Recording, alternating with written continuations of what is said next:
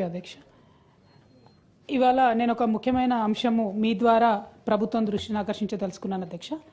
ఇప్పటికీ మనం చూస్తూ ఉంటాం అధ్యక్ష, గ్రామాల్లో పట్టణాల్లో కూడా చాలా చోట్ల ఒక కుల వివక్షత కానీ, అంటరానితనం కానీ, అస్పృశ్యత కానీ ఇవన్నీ జరుగుతూ ఉంటాయి అధ్యక్ష.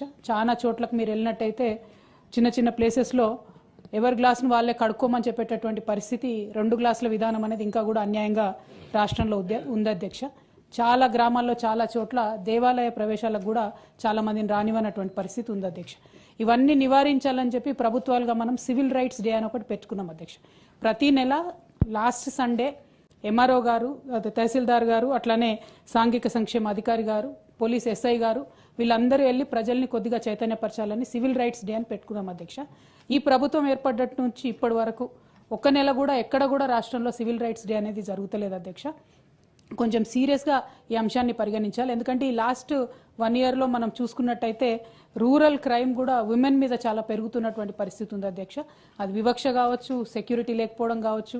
ఈ సివిల్ రైట్స్ డే అనేటటువంటిది చాలా సీరియస్గా తీసుకొని అవకాశం ఉంటే ఇందులో ప్రజాప్రతినిధులకు కూడా, అంటే మండల స్థాయిలో ఉండేటటువంటి వాళ్ళని కూడా ఇంక్లూడ్ చేసే విధంగా ప్రభుత్వం ఏమన్నా సరికొత్తగా మరి ఉత్తర్వులు కూడా జారీ చేసి కొంచెం చైతన్యవంతంగా ఈ కార్యక్రమాన్ని టేకప్ చేయాలని తమరి ద్వారా విజ్ఞప్తి చేస్తాను.